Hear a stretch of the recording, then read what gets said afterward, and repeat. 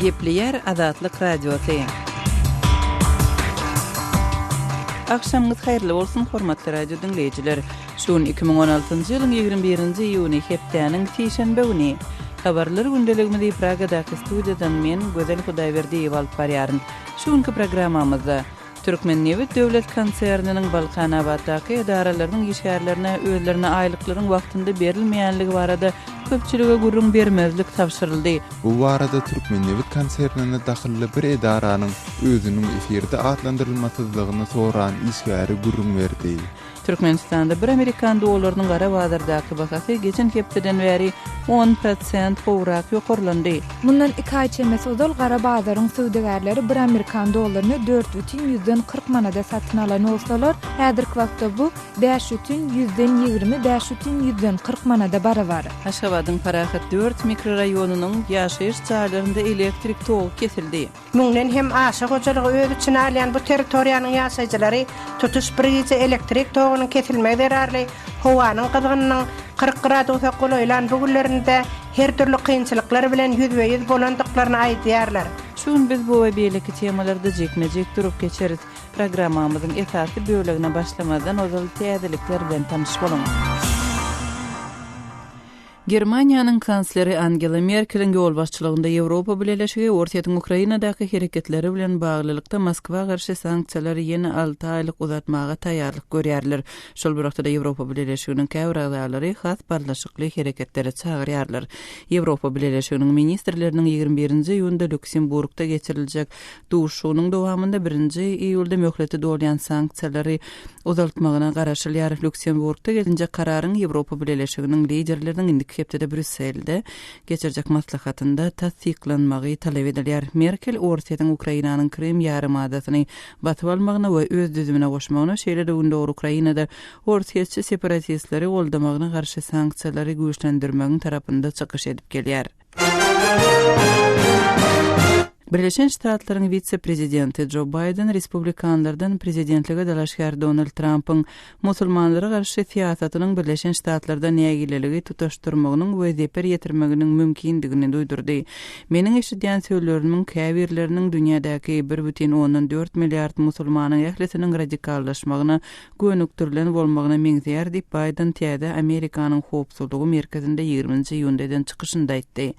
19-njy ýylda Trump musulmanlaryň immigrasiýasyny wagtlaýyn toktatmak baradaky uzalky çykyşlaryny gaýtalady we Birleşen Ştatlaryň ýurduň içindäki musulmanlara üns bermelidigini bellädi. Musulmanlaryň Birleşen Ştatlary barmagyny gadagyn etmek ýa-da beýleki dini jemgyýetlere terrorçylyga baş goşmakda töhmet atmak ýaly gorky we çydamsızlyk siýasatynyň ýöredilmegi Amerikanyň dünýäniň taryhynda demokratiýanyň ägirdi statusyny sorak astyna goýýar diýip Biden bellädi.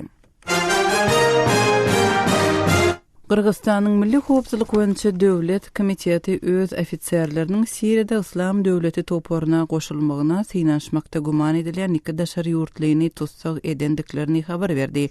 Komitet 24 we 50 ýaşly bu adamlaryň atlaryny we haýsy ýurdun raýatlarydygyny ma'lum etmedi. Mahkemeler olaryň Kırgızstan bilen goňşy ýurdun raýatlarydygyny 21-nji ýylda bellediler. Olara Kırgızstana bir kanun geçmek bilen bagly günä bildirilýär. Kırgızstanyň Milli Howpsuzlyk boýunça Döwlet Komitetine görä agdalan adamlar Kırgızstanyň serhetinden fevral aýynda geçipdir we 10-njy iýunda tutsak edilipdir. Ýerdaniýanyň harbiýleri awtologly janynyň geçen hüjümçiniň ýurdun Siriýa bilen serhedindäki gala hüjüm edip 26 Ýerdaniýaly serhetçini öldürendigini aýtdylar. Ulagda goýulan bomba Siriýaly bozgunlaryň Rakban atly lageriniň 100 metr golaýynda bolupdyr. Bu günjek Ýerdaniýanyň Siriýanyň we Iragyň serhetleşýän ýerinde ýerleşýär. Häkimetler hüjümyň Siriýanyň territoriýasyndan edilendigini aýtdylar. Häkimetler hüjüme gatnaşan ýene birnäçe ulagyň ýok edilendigini habar berdiler, emma goşmaça maglumat bermediler.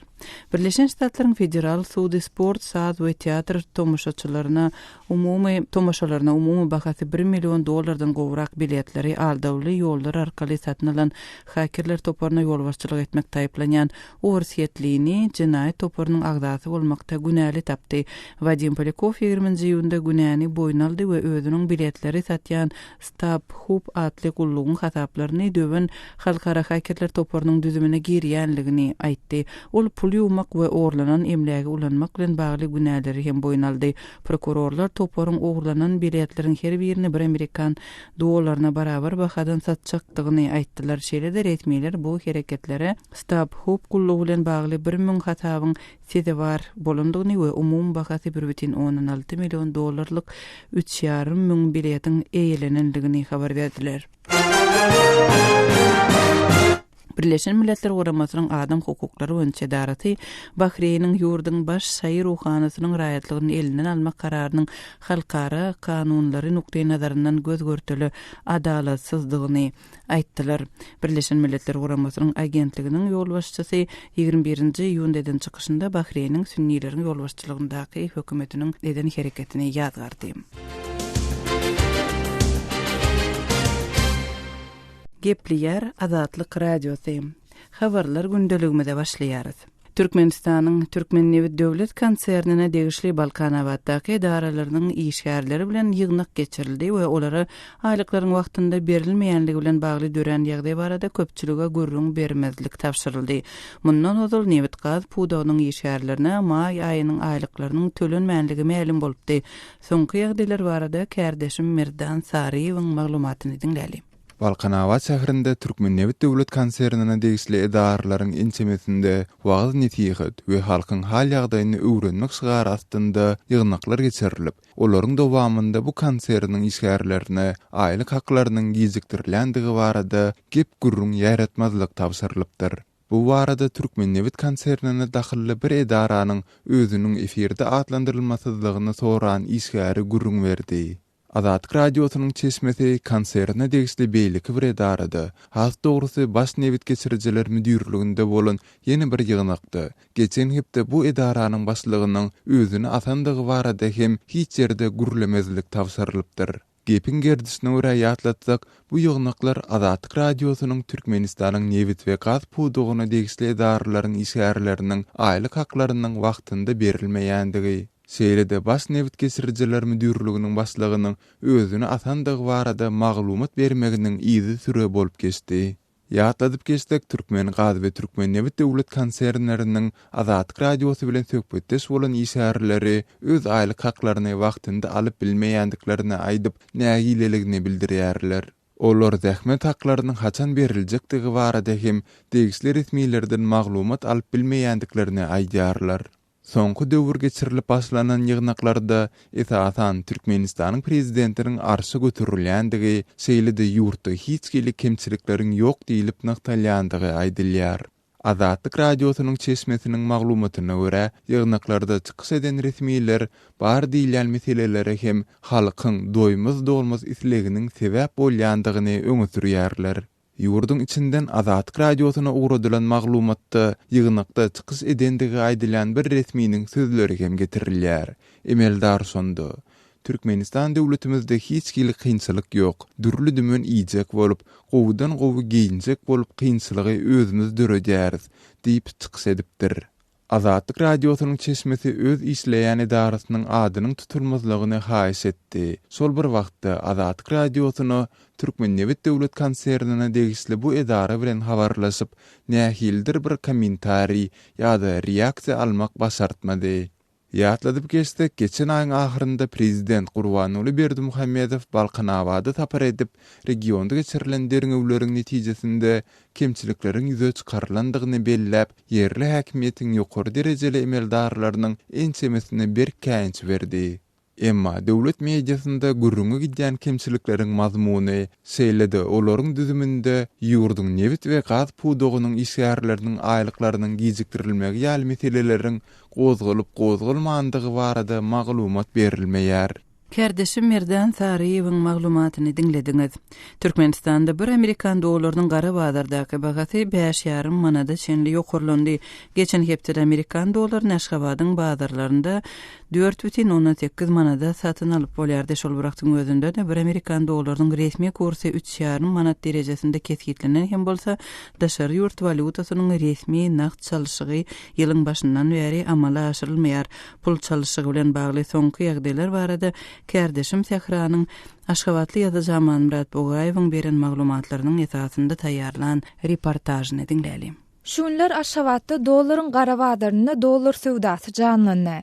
Mundan 2 ay çemes ozal gara bazaryň söwdägärleri bir Amerikan dollaryny 4,40 manada satyn alan bolsalar, häzirki wagtda bu 5,20-5,40 manada barabar.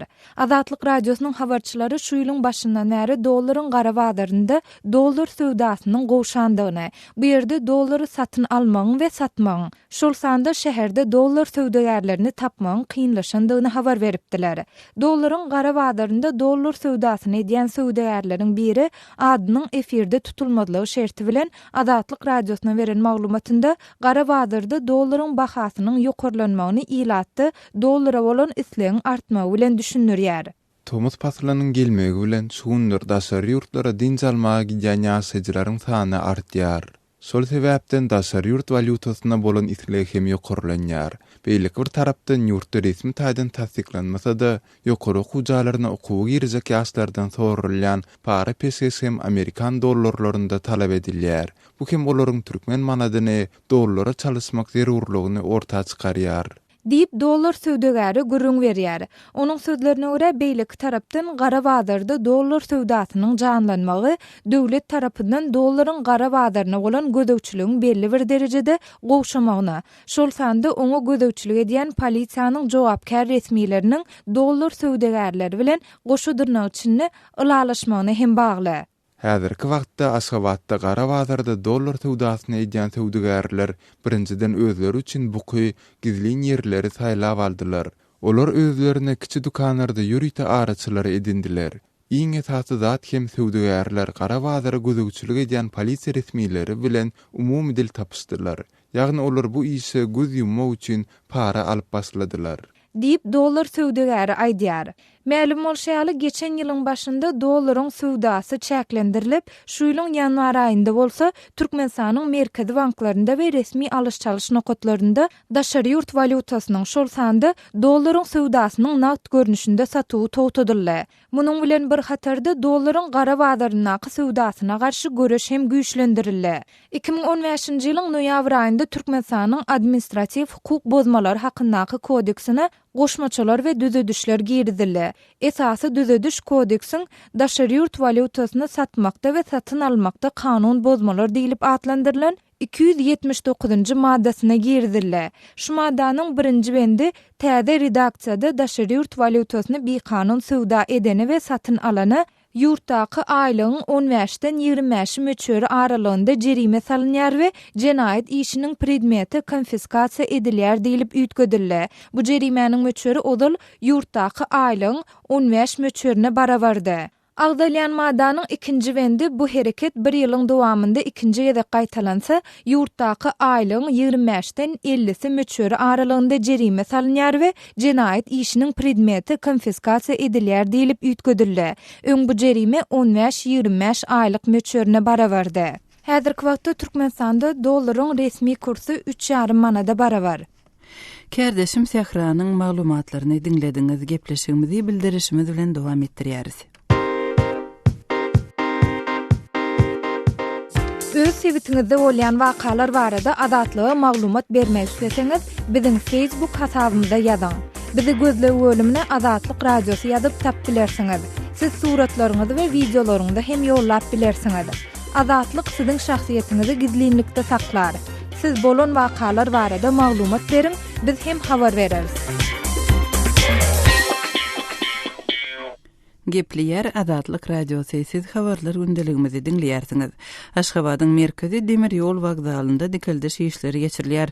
Wagzal dolu ýapylmadyk bolsa onuň daşyndaky guruluşy işleri ýolagçylar üçin dürli kynçylyklary döretdi. Adatlyk radiosu bu ýagdaýy suratlandyrýan fotoseriýini taýýarlady. Ony adathabar.com websaytymyzda şeýle-de sosial ulgamlaryndaky sahypalaryňyzda görüp bilersiňiz. Häzir bolsa ýagdaýyň jekmejekleri barada kärdeşim Sehranyň berjek maglumatlaryny dinläli.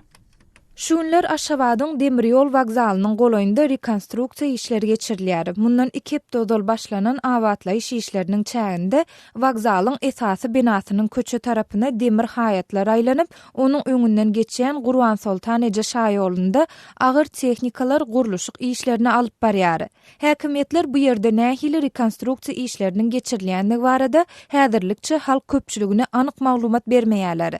Adatça daşyna haýat aýlanan guruluşyk obyektlerinde nähil işlerin alınıp barlandygy, guruluşyň kim tarapyndan amala aşyrylýandygy onuň gutorjak wagty barada maglumat ýazylan plakatlar asylýar. Adatlyk radiosynyň habarçylarynyň aýtmagyna görä, demir ýol wagzalynyň esasy girilesiniň öňünden geçen Gurban Sultan Eje adynaky şaýol giňeldilip, wagzalyň günorta we günwatar bölegindäki ýerasty geçelgeler ýumrulýar we olaryň deregine täzeler gurulýar. Alınıp barlayan bu rekonstruksiýa işler sebäpli wagzalyň esasy binasyny hem deper etip, onuň ýolagçylaryň otla garaşma üçin niýetlenen perronunyň hem esasy bölegi ýumruldy. Şeýle-de wagzalyň esasy girilgesiniň öňünde ýerleşen suw çuwdurumlary hem ýer bilen ýeýsan edilip, onuň daş töweregindäki onlarça agaç hem kesildi. Şol bir wagtyň özünde Aşgabatyň esasy demir ýol wagzalynyň öňünde dowam edýän bu rekonstruksiýa işleriniň çäginde Gurban Sultan Eje şaýolunyň wagzalyň öňünden geçýän ýeri bölekleýin ýapyldy. Bu ýagdaý bolsa wagzala barýan we gaýdýan ýolagçylaryň gatnawynda käbir kynçylyklar döretdi. Marvel aýtyna sapara barýan 50 ýaşlarynaky Akbiwi daýdy ýolagçylaryň wagzala barmak üçin ýürüýte geçelgeleriň gödöňüne tutulmandygyny aýdyp, bu ýerde adamlaryň da ulaglaryň da çem gelen ýerden geçýändigini aýdýar. Awtologdan düşüp wagzala girjek bolsaň durşuna başa gaýlyk. Bu ýerde ýolagçylar üçin niýetlenen ýürüýte geçelgeler ýok. Şoň üçin adamlarym, awtologlarym, agyr guruluşyk maşinlarym çem gelen ýerden geçip dur. Özüňe seri saplyrak bolup geçäýmeseň başga çykalygy ýok. Durşuna kynçylyk diýip Akbiwi daýda gürüň berýär. Gepin gerdişine görä aýtsak, gürüň edilýän wagzalda rekonstruksiýa işleri mundan 4 ýyl çemesi odal geçirilipdi. Şonu wagzalyň esasy binasynda we onuň daş töwereginde awatlaýyş işleri geçirilip, wagzalyň günwatar we günorta böleginde täze ýerasty geçelgeler gurulupdy. Käbir ýaşaýjylar häzirki wagtda bu deshalaryň gaýtadan ýumrulmagyny döwletiň pul serişdesini bitarpa ulanmaktan başga zat dälip düşünürýärler. Käbir adamlar aýlyk haklaryny wagtyny alyp bilmeýärler, emma beýleki tarapdan bolsa häkimetler döwletiň pul serişdesini ýele sowurýarlar. 4 ýyllykda oturdulyp boýalan ýetişen agaçlaryň üstünden buldozer maşinler bilen sürüldi diýip Akbiwi daýda gürüň berýär. Soňky ýyllarda Aşgabatda süňňi awat, rekonstruksiýa edilmegine zerurlyk ýok deshalaryň da käbirleri ýumrulup, olaryň deregine gaýtadan täzesi gurulýar. Şeýle guruluşyň ýene biri Aşgabatyň Türkmenbaşy şaýolunyň ugrundaky Nesimi seýliýähinde gidýär. Mundan 1,5 ýyl odal rekonstruksiýa edilen bu seýliýähde häzir agyr tehnika suw çuwdurumyny ýumrup, agaçlary ýer bilen ýeýsan etdi. Kärdeşim Sehranyň maglumatyny dinlediňiz. Aşgabatyň Parahat 4 mikroraýonynyň ýaşaýyş çaýlarynda elektrik togy kesildi. 1000 adamdan gowrak ýylatly etrapçanyň ýaşaýjylary ençeme wagtlap togsyz oturdy. Paýtagtyň häkimetleri bu ýagdaýyň sebäpleri barada adatdaky syýaly resmi düşündürüş bermediler. Bu ýagdaýyň has çekmejekleri habarçymy Sultan Atçylowanyň maglumatynda. Ötən aksam, ýagny duşanmadan hiçenme geçilýän gece Aşgabatyň Andalip, Odalqymir köçediniň 2 gapdalynda da Parahat 4 we Parahat 2 etrapçylarynda elektrik togy bolmady. Müňden hem aşa hojalygy öz içine alýan bu territoriýanyň ýaşaýjylary tutuş bir gece elektrik togynyň kesilmegi derarly howanyň gyzygynyň 40 gradusa golaýlan bu günlerinde her türlü kynçylyklar bilen ýüzbeýiz bolandyklaryny aýdýarlar. Tok öçenden soň ne sowatyjylarymyz, ne de haladinliklerimiz işledi. Asldan ýa ýatarýaly bolmady. Özümize owaram diýseň, haladinliklerdäki azyklarymyz hem zaýalanda diýip, parahat 4 etrapçatynyň ýaşaýjysy 30 ýaşlaryndaky beýütäç görüň berýär. Paýtagtyň iň gürýlatly sebäpleriniň birinde tutuş hijelap elektrik togynyň näme sebäpden kesilendiği barada hiç ýyly maglumat berilmeýär. Yerli ýaşaýjylar bu barada degişli häkimetlerden hiç ýyly düşündir salyp bilmändiglerini aýdýarlar. Yerli elektrik edarasyna jaň etdik. Nobatçylar bolar, togy bererler, garaşyň diýmekden başga hiç zat aýtmadylar. Tutuş hijelap garaşdyk da ne elektrik ustalary geldi, ne de tok diýip öý hoçalykçy beýütäç diýrenler. Yeri gelende bellesek dün giýişlik üçin elektrik togy şu gün 1 saat 9-lara ýangadan berilse de, ol 1 saata ýeter etmeden ýene de öşdi. Bu ýagdaý hoçalyk çaýlar bilen birlikde bu raýondaky edaralara, dermanhanalara, restoranlar, garwanşhanalara da öz ýarama täsirini ýetirdi. Türkmen häkimetler Aşgabat awatarlaşdyrma üçin ummatsyz maliýe ferişteleriniň goýberlendigini, köp tagallalaryň edilýändigini tekrarlasalar da, tomyzyň gelmegi bilen paýtagtyň türli raýonlarynda ençeme sagatlap elektrik togynyň kesilýän, ýaşaýjylaryň hem jokramasydan kösenýän halatlary ýyldan ýyla gaýtalanyp gelýär. Habarçymyz Sultan Açylowanyň Aşgabatdan beren maglumatyny dinlediňiz. Hormatly radio dinleýijiler, gepleşiklerimizde gozgalýan meseleler barada goşmaça maglumat almak we öz pikirlerinizi paýlaşmak isleseňiz, azathabar.com websaýtymyza şeýle Azatlyk radiosynyň Facebook, Wkontakte sosial ulgamlaryndaky sahypalaryna siýahat ediň. Azathabar.com websaýtymyza Türkmenistandan derweden.net ýa-da garawum.info proxy saýtlar arkaly girip bolýar. Azatlyk radiosy bilen line ulgamar arkaly hem habarlaşyp bilersiňiz. Azatlygy line ulgamynda goşmak 420 773 797 383 telefon belgisi arkaly tapyp bilersiňiz. Biziň bilen habarlaşyp maglumatlary, suratlary we videolary ugradyň. Şahsiýetiniz dogry gizlilikde saklanar. Telefon belgimizi ýene ýatlaýar.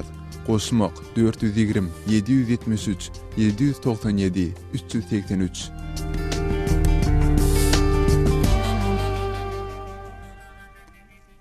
Gepleýär Azatlyk radiosy. Siz habarlar gündeligimizi dinleýärsiňiz. Owganystanyň Demirgazagynda 120 çemesi owany söwüşçüleriň basyp alanlygy habar berildi. Regionyň gowşan soňky maglumatlarda esasan türkmenlerden we özeklerden düzülen Arbaki diýilip adlandyrylýan yerli gorak toporlarynyň hem söwüşçüleri huly garaşylyk görkezmänligi bellenýär. Kabuldaky habarçymyz Şamirdan Gulumradynyň Demirgazak Owganystandaky ýagdaýlar barada berjek maglumatlaryny dinleýälim. Demirgazak Awganystanyň Faryab welaýatynda howpsuzlyk şertleri dartgynlygynda galýar. Welaýatyň oba ýerleriniň köpsi jeňçileriň iýeçiliginde durýar.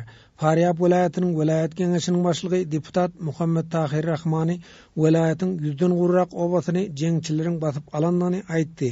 Almar etrabynyň Karaý atly sebäptiniň jeňçileriň kontrolyna geçendigini deputat ma'lum etdi. Arbaki atly yerli ýaraglylar talip hüjumçylaryna garşy söwüşmendir. Awgan güýçleri Karaý sebäptinden gaçyp çykypdyr. Jeňçiler awgan güýçleriniň 2 harby tankyny 8 sany Ranger kysymly harby ulagyny ele geçirdi. Almar we Gaýsar etrabynda yerli komandyrlaryň arasynda oňuşmazlyk bar. Şu pursatdan talip söwüşçileri peýdalanýar. Bu ýagdaý Faryab welaýatynda jeňçileriň güýçlenmegine sebäp bolýar diýip deputat hawatyrlandy.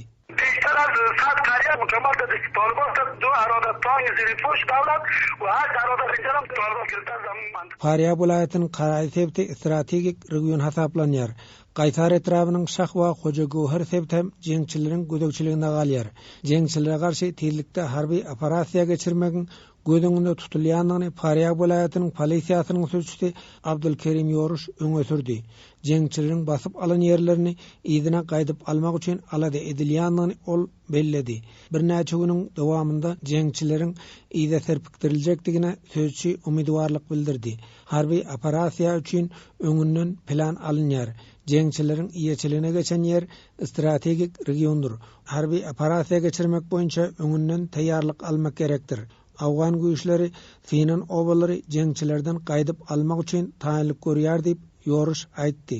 عمليات منطقة طولان قصنا شهر منطقة استراتيجية جانوز بخيطان دبارا مدورسن مخالفين لازمca akabrani Karaýyny bir ýyl öňüm jeňçiler basyp alypdy. Vice prezident general dostumyň ýol başçylygyna geçirilen harby operasiýa arkaly Karaýy jeňçilerden halas edilipdi.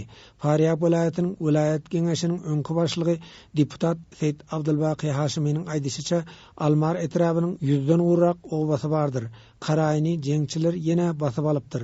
Welaýatda howpsuzlyk şertleriniň kän gowdaldygyny deputat notady. Jangarlar basıp alıptı. Karaýy özü Almar 120 kışlak Karaýdan jangarlar basıp aldy.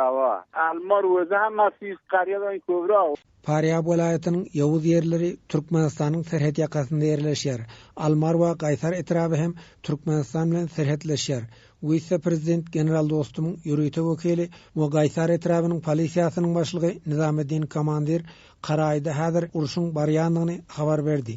Türkmenistan serhediniň goýunda da jeňçileriň hereket edýanyny komandir bellidi. Jeňçileriň arasynda Özbekistanly militanlaryň we daýyşçylaryň bardygyny komandir aýtdy. Karaýga jaň we tollan masala kılıp Karaýyny. Tollan golýar bu mantyka. Türkmenistan Awganistan serhedi kanday häzir? Tollan golýar.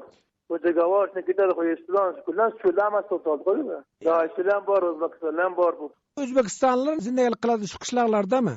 Her şahırlığa kışlalığa ulanın formülüye mi formülüne birge? Gepleşik taýinlap azatlygy ýetiren Şaýmerdan oğlu Muradi.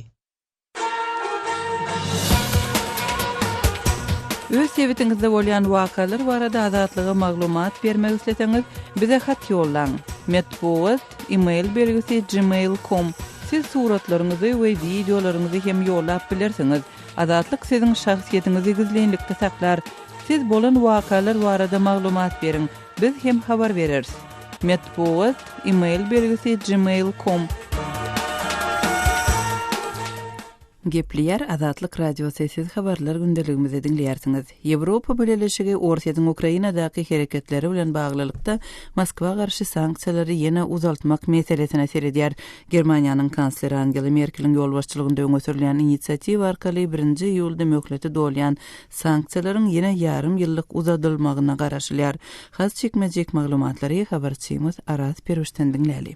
Ýewropa Birleşiginiň elçileri Ukrainadaky hereketler sebäpli Orsiýatyň garşysyna giýilen sanksiýalary ýene 6 ay uzatmak barada alalaşdylar. Ýöne Luksemburgda gelen bu karary geljek hepde Brüsselde geçek sammitde Birleşigiň ýol başçylarynyň oňlamagy gerek. Germaniýanyň kansleri Angela Merkel Birleşigi Orsiýatyň Ukrainanyň Krym ýarymadasyny basyp alyp, ony bir kanun özüne biriktirmegine, şeýle hem onuň günnäger Ukrainada Orsiýaçy separatistleri goldamagyna garşy giýilen sanksiýalary saklap galmaga tarap urukturdy. Ol Slovakiýa, Wengriýa we Italiýa ýaly ýurtlara garşylyklaryny goýup sanksiýalaryň ýene bir 6 aýlap öz ýerine galmagynyň zerurdygyny anandyran emegdiýär. Ýöne hatda Merkel'in öz ministerlerinin arasında da bölünüşün dörep gelýändigini görkezýän alamatlar var. Germaniýanyň daşary işler ministeri Frank-Walter Steinmeier ýangy din zarys günleri Germaniýanyň Bild gazetine beren interwýusynda özüniň Orsiýat bilen dikleşmeligi ileri tutýandygyny, NATO'nyň dızmaç hereketleri bilen ýagdaýy yaramazlaşdyrýandygyny aýtdy.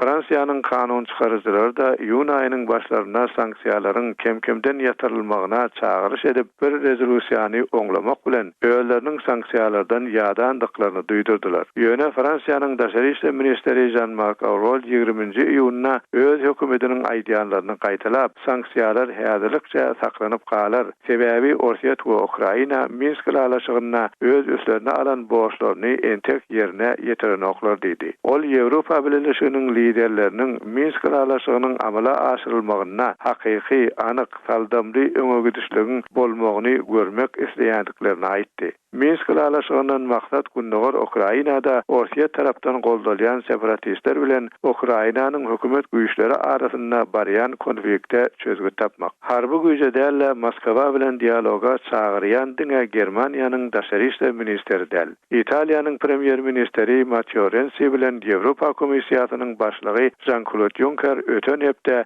Sankt Peterburgda potensial investorlar üçin geçirilen uly maslahata gatnaşdylar. Bir ýyl mundan ozal bular ýaly vizitleriň asl pikiri hem edilmeýärdi. Juncker maslahatdan öň özüniň Orsiýatyň garşysyna giýdilen sanksiýalary goldaýandygyny, ýöne Moskwa bilen bolan kommunikasiýa liniýasynyň açyk galmagyny isleýändigini aýtdy. Orsiýata garşy sanksiýalara has şüpheli garaýanlaryň biri bolan Slovakiýa ýul aýynda Ýewropa Birleşiginiň prezidentligine alar. Ýanwar aýynda sanksiýalary ýene 6 ay uzatmak barada täzeden pikir alşylaryny hem ol bu ornuna bolar. Adamlar Orsiýat bilen dikleşmekden ýadadylar. Olar dartgynlygy halanok Ukrainada hem reforma işlerine ilerleme bolmaýandygyny görýärler diýip Washingtonda ýerleşýän Transatlantic Academy ilmi baglyk merkeziniň ýokary derejeli işgäri Ulrich Speck aýtýar. Habar Simad Arat Peruşun maglumatyny dinlediňiz hormatly radio dinleýijiler. Şunuň bilen ýarym saatlyk habarlar gündeligimiziň şuňky sanyny jemleýäris. Saatly hareketmeden soň gepleşigimizi ýazgy görnüşinde dinläp bilersiňiz. Azadlyk radiosynyň efir tolkunlarynda galyň.